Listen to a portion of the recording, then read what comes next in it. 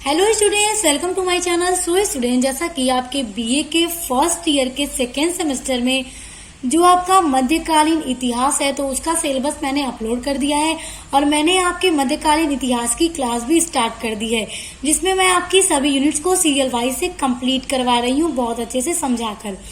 तो मैंने आपकी यूनिट नंबर 3 तक पूरा कंप्लीट करवा लिया है। आज के वीडियो में हम आपका यूनिट नंबर 4 स्टार्ट कर रहे हैं। तो अभी तक आपने अपना सिलेबस नहीं देखा है और अपनी क्लास नहीं पढ़ी है तो आप उसके लिए मेरे चैनल पर विजिट करके देख सकते हैं। तो देखिए, जो आपका यूनिट नंबर 4 है उसमें आपको पढ़ना है अकबर से शाहजहां तक, यानी अकबर से लेकर शाहजहां तक के मुगल काल के बारे में आपको पढ़ना है। तो आज की वीडियो में हम पढ़ेंगे अकबर के बारे में और इसके नेक्स्ट वीडियो में हम शाहजहां के बारे में कवर करेंगे, क्योंकि एक ही वीडियो में कवर करने से वीडियो काफी लंबा हो जाता है और आपको समझने में प्रॉब्लम हो सकती है। तो देखिए, जो अकबर का युग है स्टूडेंट्स वो 1556 से शुरू हुआ और 1605 ईस्वी तक चला था। देखिए, जो अकबर का पूरा नाम था वो जलालुद्दीन मोहम्मद अकबर था और यहाँ से जो उनका प्रारंभिक जीवन है उससे प्रश्न जरूर आ जाते हैं बड़े बड़े कंपटीशन एग्जाम में। तो अकबर का पूरा नाम पूछ देता है, तो बहुत सारे स्टूडेंट्स हैं जिनको अभी नहीं पता होता है। तो अकबर का जो पूरा नाम था वो जलालुद्दीन मोहम्मद अकबर था और इनके पिता हुमायूं थे। जैसा कि पिछली वीडियो में आपने पढ़ा होगा कि हुमायूं की मृत्यु 1556 ईस्वी में हुई थी, पुस्तकालय से सीढ़ियों से गिरते हुए। तो हुमायूं की मृत्यु के बाद 1556 ईस्वी में इनके बेटा अकबर शासक बनते हैं और जो इनकी माता थी वो हमीदा बानो थी। पिता की मृत्यु के बाद अकबर केवल 13 वर्ष का था। देखिए, जब हुमायूं की मृत्यु हुई थी तो अकबर की उम्र उस टाइम सिर्फ 13 साल थी। हुमायूं के विश्वास पात्र बैरम खान ने अकबर का राज्याभिषेक किया, क्योंकि हुमायूं की जब मृत्यु हो गई थी तो उनके उत्तराधिकारी अकबर थे, क्योंकि इन्होंने अकबर को अपना उत्तराधिकारी चुना था। तो हुमायूं के एक बहुत ही विश्वास पात्र वजीर थे उनके दरबार में, जिनका नाम बैरम खान था। हुमायूं को इन पर काफी भरोसा था। देखिए, हुमायूं और बैरम खान का दोनों का आपस में काफी अच्छा संबंध था, इसलिए हुमायूं बैरम खान पर काफी ज्यादा भरोसा करता था। तो देखिए, जब हुमायूं की मृत्यु हो जाती है तो उनका जो विश्वास पात्र बैरम खान था उसने ही अकबर का राज्याभिषेक किया था, यानी अकबर को उन्होंने मुगल साम्राज्य का शासन घोषित किया था। अकबर अपने संरक्षक बैरम खां की देखरेख में राजकाज करने लगा। देखिए स्टूडेंट, संरक्षक वो कहते हैं जैसे जब अकबर जब मुगल सम्राट बने तब उनकी उम्र सिर्फ 13 वर्ष की थी। तो उस टाइम वो क्या है, अभी बालिग नहीं थे। तो अपने संरक्षक की देख रेख में ही उन्होंने राजकाज का काम शुरू कर दिया था। और स्टूडेंट्स, यहाँ पर मैं आपको एक और भी इम्पोर्टेंट बात बता दूं कि जो अकबर था वो पढ़ा लिखा नहीं था, उसे पढ़ना बिल्कुल भी नहीं आता था, वो अनपढ़ था। तो देखिए, जब भी अकबर के दरबार में कहीं से पत्र आता था तो अकबर उसे स्वयं नहीं पढ़ पाता था, तो वो अपने दरबारियों या अपने मंत्रियों के द्वारा उन पत्रों को पढ़वा कर सुनता था। तो ये एक बात आपको जानना बहुत इम्पोर्टेंट था। तो आई होप आपको यहाँ तक सब अच्छे से पता चल गया। अब आइए, जो हुमायूं के विश्वास पात्र बैरम खान थे उनके बारे में कुछ पढ़ लीजिए, क्योंकि यहाँ से भी प्रश्न आ जाता है। देखिए, जो बैरम खान था अब्दुल रहीम खाना के पिता माने जाने योद्धा थे। अब्दुल रहीम खाना जो अकबर के 9 रत्नों में से एक थे, तो ये बैरम खान के ही पुत्र थे और बैरम खान एक माने जाने योद्धा थे। वह अकबर के वजीर थे, यानी बैरम खान अकबर के वजीर थे जिन पर अकबर काफी ज्यादा भरोसा करते थे।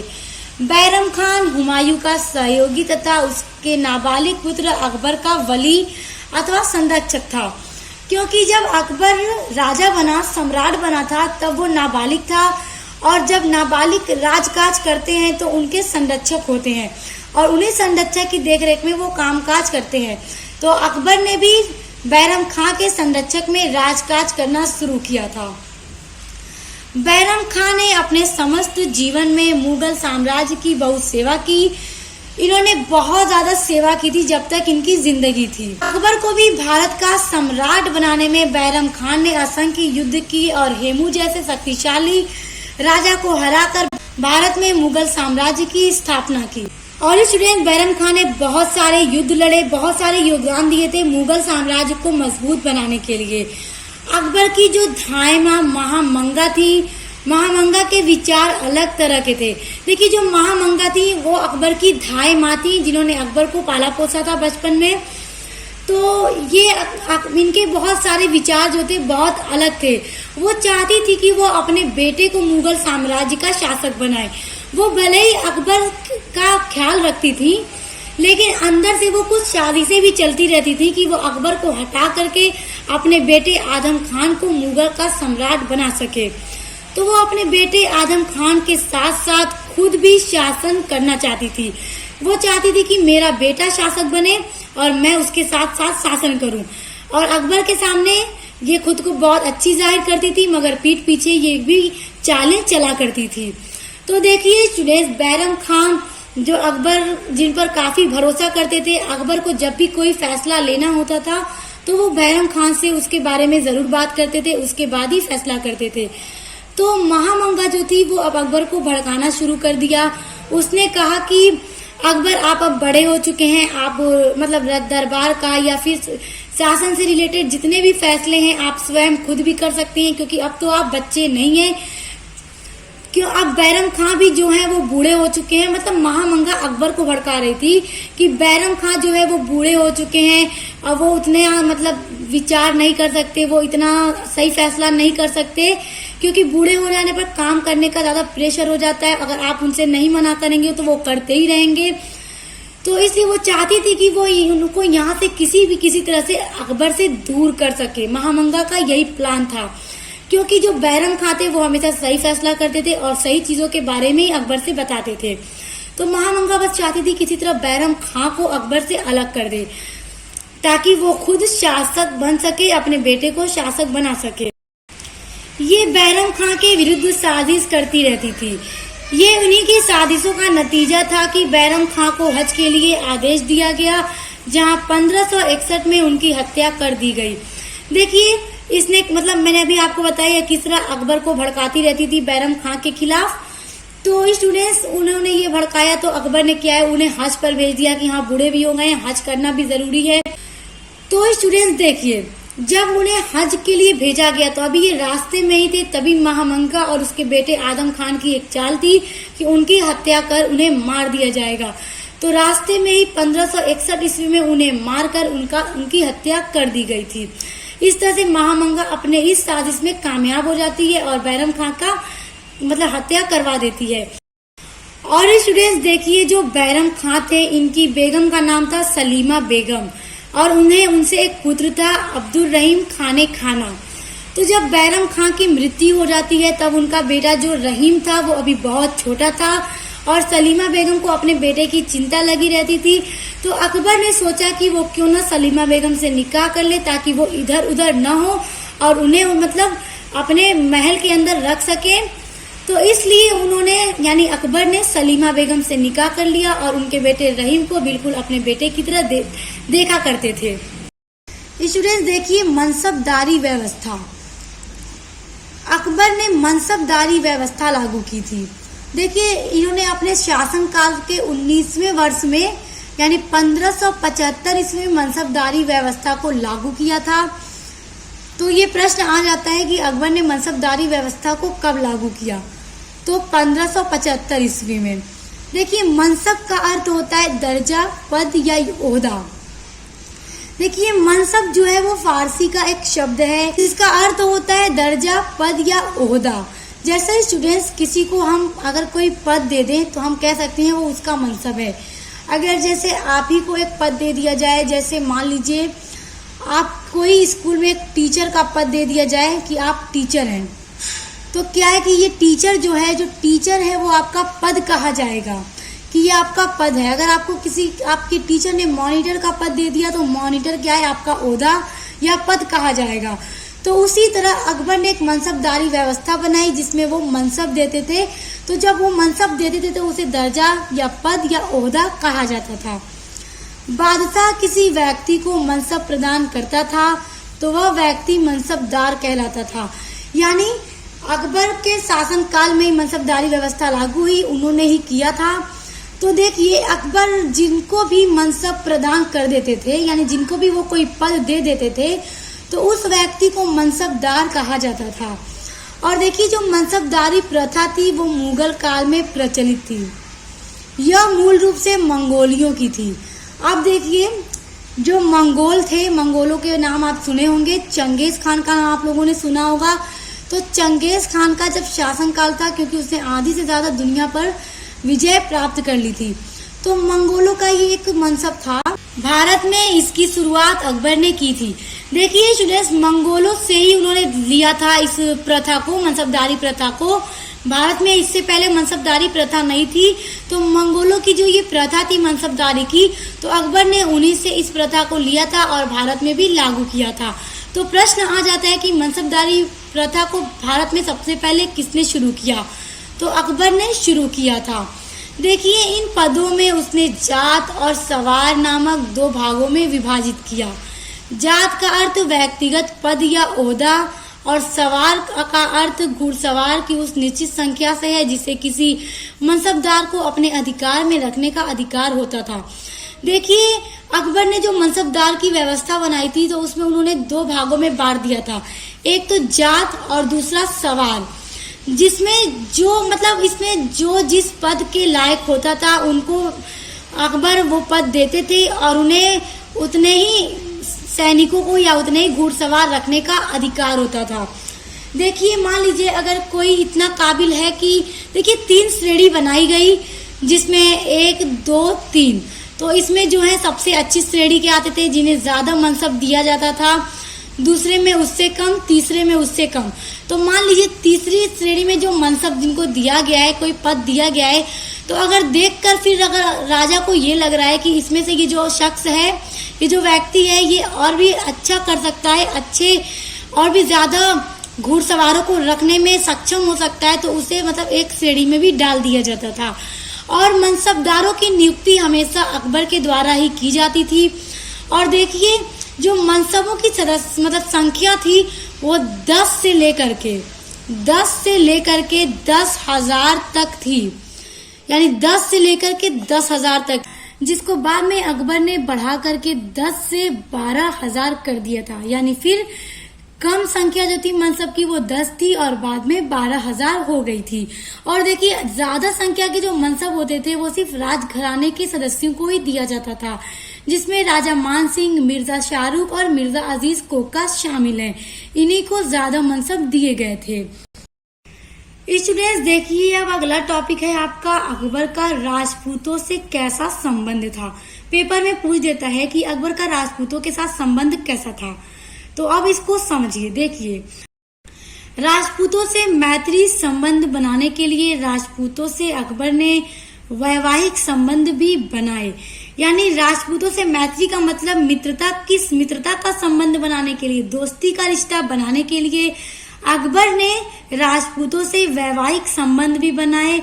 वैवाहिक का मतलब कि शादी का संबंध बनाया। अब कैसे बनाया देखिए, अकबर ने सर्वप्रथम राजपूत राजा भारमल की पुत्री हरकाबाई उर्फ जोधाबाई से विवाह किया। यह किसी राजपूत राजकुमारी का अकबर के साथ प्रथम विवाह था। यानी देखिए दोस्ती का संबंध बनाने के साथ साथ अकबर ने राजपूतों से एक वैवाहिक संबंध भी बनाया, जिसमें जो राजपूत राजा भारमल था तो उसकी जो बेटी हरकाबाई उर्फ जोधाबाई थी। जोधा अकबर, जिन्हें स्टूडेंट्स ने देखा होगा उन्हें समझ में आ रहा होगा। तो देखिए जोधाबाई से अकबर का विवाह हो जाता है और यह किसी राजपूत राजकुमारी के साथ अकबर का पहला विवाह रहता है। तो इस तरह आप देख सकते हैं कि अकबर ने उनसे किस तरह से अच्छा संबंध कायम कर लिया था। उसके बाद है पानीपत का द्वितीय युद्ध। अब हम बात करेंगे अकबर के युद्धों के बारे में। तो अकबर ने पानीपत का द्वितीय युद्ध लड़ा था 1556 ईस्वी में। और स्टूडेंट्स देखिए जो पानीपत का प्रथम युद्ध था वो बाबर और इब्राहिम लोदी के मध्य हुआ था, जिसमें बाबर विजयी हुआ था। और पानीपत का दूसरा युद्ध अफगान राजा के हिंदू सेनापति हेमू ने आगरा और दिल्ली पर अधिकार कर लिया, जिसे मुक्त कराने के लिए 1556 ईस्वी में अकबर और हेमू के बीच में पानीपत का द्वितीय युद्ध हुआ था। यानी हिंदू सेनापति हेमू था जिसने आगरा और दिल्ली पर अपना अधिकार कर लिया था, और उसी अधिकार से दिल्ली और आगरा को मुक्त कराने के लिए, फ्री कराने के लिए अकबर ने 1556 ईस्वी में हेमू के साथ पानीपत का दूसरा युद्ध लड़ा था। हेमू की सेना पराजित हुई और पंजाब, आगरा और दिल्ली अकबर के अधिकार में हो गया।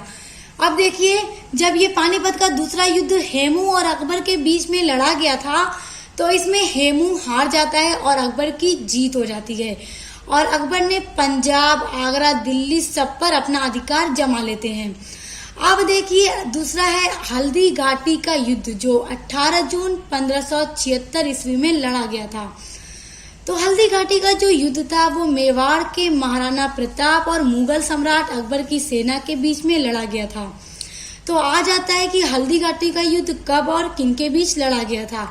तो हल्दी घाटी का युद्ध 18 जून 1576 ईस्वी को मेवाड़ के जो महाराणा प्रताप थे उनके और अकबर की सेना के बीच में लड़ा गया था। अकबर की सेना का नेतृत्व आमेर के राजा मानसिंह प्रथम ने किया था। देखिए, आमेर के राजा थे राजा मानसिंह प्रथम, जिन्होंने अकबर की सेना का नेतृत्व किया था। जो अकबर की पत्नी थी जोधाबाई, उनके भतीजा थे, यानी उनके ही बाई के बेटा राजा मानसिंह थे, यानी जो जोधाबाई थी वो मानसिंह की बुआ लगती थी। जबकि इस युद्ध में महाराणा प्रताप को मुख्य रूप से भील जनजाति का सहयोग मिला था। देखिए, भील एक जनजाति है जिसने हल्दी घाटी के युद्ध में महाराणा प्रताप का काफी ज्यादा सहयोग किया था। स्टूडेंट्स, अब हल्दी घाटी के युद्ध का नाम हल्दी घाटी क्यों पड़ा, आइए इसके बारे में भी थोड़ा समझ लीजिए। देखिए, हल्दी घाटी असल में एक दर्रा है। अरावली पर्वत श्रृंखला से गुजरने वाला एक दर्रा है हल्दी घाटी, जो राजस्थान में जयपुर के करीब 40 किलोमीटर दूरी पर है। इस दर्रे की जो मिट्टी है वो पीले कलर की है और यहीं पर हल्दी घाटी का युद्ध लड़ा गया था। तो पीली मिट्टी वहां की जमीन पर होने के कारण इस युद्ध का नाम हल्दी घाटी का युद्ध पड़ गया। तो स्टूडेंट, समटाइम पेपर में ये भी आ जाता है कि हल्दी घाटी के युद्ध का नाम हल्दी घाटी का युद्ध क्यों पड़ा। तो बस आई होप आपको समझ में आ गया होगा। तो अब आइए आगे पढ़िए। अकबर के 9 रत्न के बारे में पेपर में पूछ देता है कि अकबर के 9 रत्न कौन कौन से थे। तो देखिए, मुल्ला दो प्याजा ये भी अकबर के 9 रत्नों में से एक हैं। हकीम हुमाम ये भी अकबर के 9 रत्न थे। अब्दुल रहीम खाना जो सलीमा बेगम और बैरम खान के पुत्र थे। उसके बाद अबुल फजल ये भी अकबर के 9 रत्न थे। तानसेन, राजा मानसिंह, राजा टोडरमल, फैजी और राजा बीरबल ये अकबर के 9 रत्न हैं और ये सभी अकबर के बहुत ज्यादा प्रिय थे।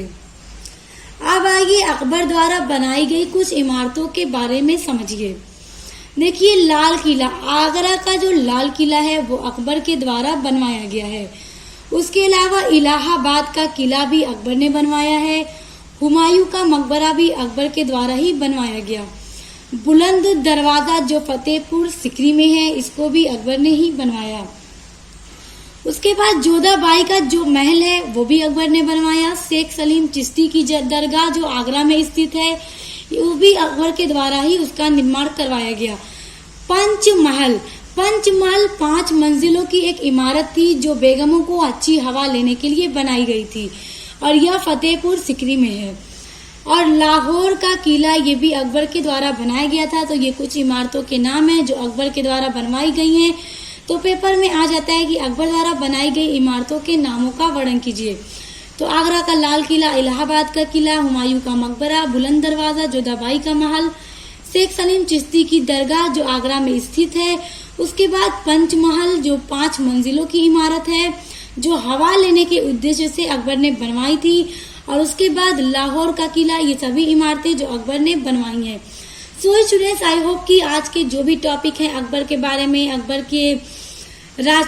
का जो राजपूतों से संबंध है, अकबर ने जो युद्ध लड़े उनके बारे में और उनकी मनसबदारी की जो व्यवस्था है वो अकबर के 9 रत्न और उनके द्वारा बनाई गई इमारतों के बारे में आपको सब बहुत अच्छे से समझ में आ गया होगा।